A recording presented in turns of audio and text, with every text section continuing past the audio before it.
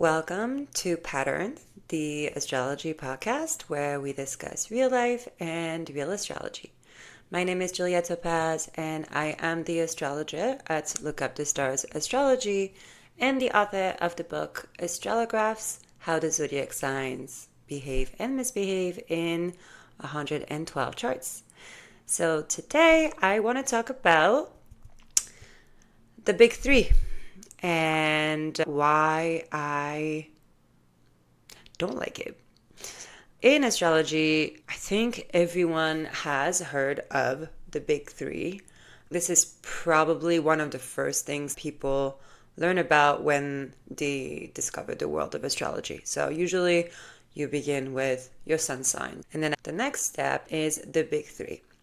So if you happen to not know what it is, the big three is your sun sign, your moon sign, and your rising sign. So people will ask you, what are your big three? Or people will say, I'm a sun in Libra, moon in Libra, Sagittarius rising. What about you? And here's why I do not like this. And this is not like a controversial opinion just for the sake of it. Not trying to be rebellious, but genuinely don't understand where this even came from. So here's the thing. We talk about the big three as if your moon sign is more important than your Mars sign, let's say. Your rising sign is more important than your Venus sign. And my question is, why? What exactly made the moon sign more important than Mercury? Why is it? Why the big three? Why not the big five? Why not the big 10? So obviously, I'm not trying to play coy. I do understand the value of starting somewhere, right? So you don't just start birth chart reading by just like deep diving into everything all at once. I get that we must start somewhere, and it's always better to know your big three than not knowing anything at all. But here is where I think the big three is a little bit misleading. The astrology chart is just as complex and layered than people are, right? The birth chart is here to explain the experience and the psyche and the patterns that someone is working with. I really see the birth chart as a container, and it describes certain strategies that someone is working with, certain patterns that someone is working with, certain inclinations. And so when we talk about the big three, so let's say someone is, I'm sun in Libra, moon in Libra, Sagittarius rising, right? And it's great, but like 100 people could have the same big three and have completely different patterns and completely different experiences. Someone could have moon in Libra, but then conjunct Mars. Someone could have moon in Libra, but conjunct Pluto, which would be a very different experience. Someone could have moon conjunct Saturn, which would be a very different experience. People could have the same chart and one of them has Mercury in Sagittarius versus it wouldn't be possible. But what I'm going to is the big three are very reductive of the actual experience of the birth chart. And a few things bother me with this. One, I really don't like the idea of introducing some sort of hierarchy where, for example, moon is more important than Mercury. Why? Genuinely, why is moon more important than Mercury? The moon is going to represent what do we need to feel safe? What do we need to feel nurtured? What do we need to feel emotionally stable and nourished and happy and content, right? So of course, moon is super important, especially if you're trying to have an intimate relationship with someone. Understanding their emotional landscape is quite important. But then what about Mercury?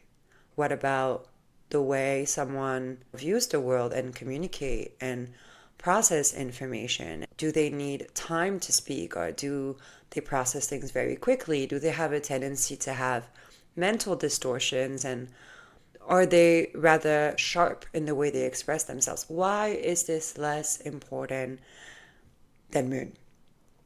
So there's really, for me, I think a misleading hierarchy. And then the second thing that I want to say is everyone knows, yes, it is important to know your moon sign, your Mercury sign, your Venus sign. It's also important to know your Mars in house, your Sun in house. But I think a huge part of astrology is actually understanding how different parts of your chart communicate with one another. For example, we have established that your Sun is in Aries, and we have established that your Moon is in Scorpio, and then we've established that your rising sign is in Libra. Awesome. How do those parts communicate with each other? Do they come in the way of each other? Do they support each other? Do they want different things? How all of those pieces come together is actually where the beauty of psychology and astrology comes from. And that kind of leads me to a segue that's going to be perhaps a little bit more deep, but bear with me. In astrology, so we understand that people are having a birth chart with 10 different planets, right? And 12 different houses. And so we acknowledge in astrology that people are made of different parts and that those different parts might be operating differently, right? We accept, okay, on an emotional level with my moon, I need, let's say in Taurus, I need stability, I need comfort, I need peace, I need a sanctuary. And then we can also say, but for example, when it comes to the way I process information and the way I speak, my Mercury is in Aries. I do tend to be quite hot-headed in how I express myself. I might be impatient, which is a little at odds with what I need on an emotional level. So when it comes to astrology, we have all like an understanding that people are made of different parts. And that is actually a modality in psychology that resonates with this mindset. In psychology, there is a modality called internal family system. If you want to research this, IFS. Internal family system is essentially a way of looking at humans and asking, okay, when you are in this situation and you get, let's say, activated, or when you are having a conversation with your boss, what part of you is directing this scene? And so in internal family system, we acknowledge that people are made of different parts, and we try to understand ourselves and our behavior by naming which part of us is acting in a given situation. So for example, you can say, oh, this is the wise self. The wise self took the command in this situation and handled this with a lot of grace and a lot of maturity. And then in another situation, you can say, oh, it's rebellious me. And my rebellious self decided to take the steering wheel, and I acted in ways that were quite disruptive or uncompromising. And you can go on and on. In internal family system, we accept that people are made of very different parts. And then the whole strategy of internal family system is to, one, have an understanding of, okay, these are all of the different parts of me. And we understand that they're all sitting at a table and that they all take turns in speaking and taking leadership. And the goal is that when a part of us is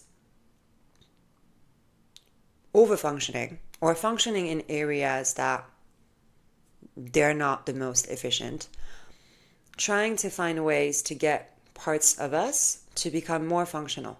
Perhaps having your rebellious self acting out when you are in a corporate meeting is maybe not the best time for that part of you to show up. What I find fascinating is that astrology does illustrate the complexity of humans in the exact same way. And so when we do a birth chart reading, we do the same thing. We're like, okay, here are the different parts of you, and here's why that part of you is working hand in hand with that other part of you, and they're doing just great, Or on the contrary, we can say, okay, you have different parts in your birth chart that are not functioning well together. And one part of you wants this thing and that other part of you wants this other thing, and they're not agreeing. How can we get those two parts to work well together or take turns in functioning? So I think one of the reasons why I really dislike the big three theory is that it gives the illusion that just that simple information is like somewhat giving us enough information about someone to understand their character, even in very superficial ways. Because the truth is, it's not true. We cannot understand someone by having their big three. Even if you say to me, I'm an Aries sun, Sag moon, Sag rising, I know nothing about you. Sure, you might love adventure. Sure, you might be hot-headed.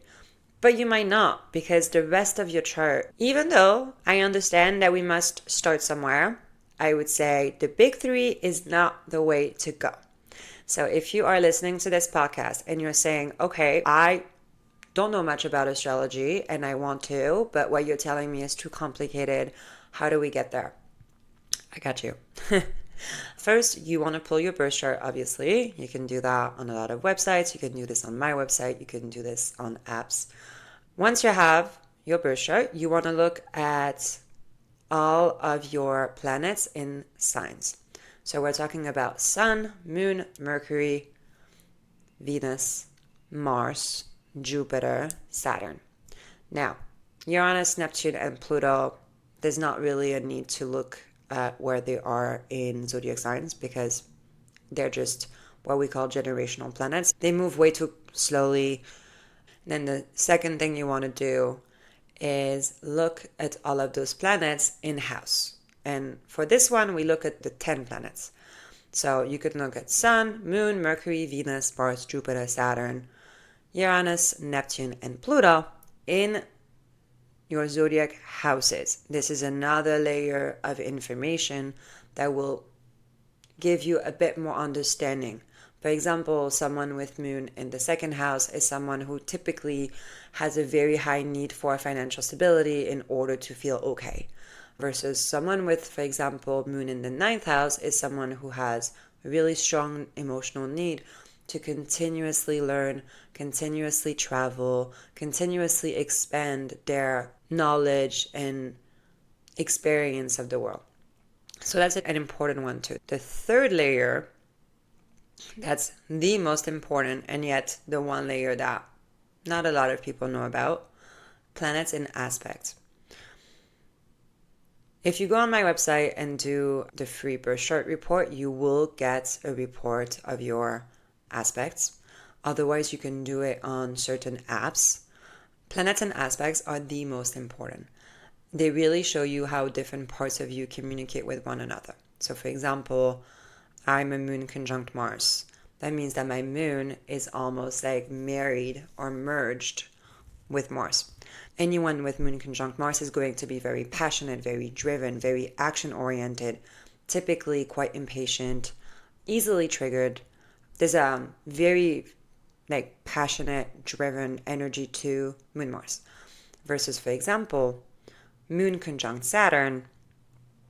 Anyone with a Moon conjunct Saturn in any given sign, it doesn't matter. Obviously, the sign changes the flavor, but the overall pattern, Moon Saturn is someone who tends to be very emotionally bottled up. Someone who's perhaps avoidant of their own emotions or tend to judge them or tend to want to keep them in check, tend to stay alone with their feelings. There's a lot of layers to Moon Saturn. Versus, for example, Moon Pluto would be someone who has an undeniable intensity to their emotions and certain degree of torment, I want to say. The aspect part is the richest part of the birth chart, and I think a part of me is just feeling frustrated when I hear big three because it's like the 1% top of the iceberg, and it is not a hierarchy. I think I turned this podcast a little bit into an astrology class in a sense, but truly boiled out of my dislike of how the big three is misleading people to believe that this art I love so much is much more simpler than it is, and it's not. I invite you to dig deeper than just the big three and go at it in layers. I teach an astrology class. If you want to learn with me and with my method, I love to make complicated things easy. At least I really thrive to. But I think I succeed at that. And that was my podcast today, Patterned Real Life, Real Astrology. And see you in the next episode.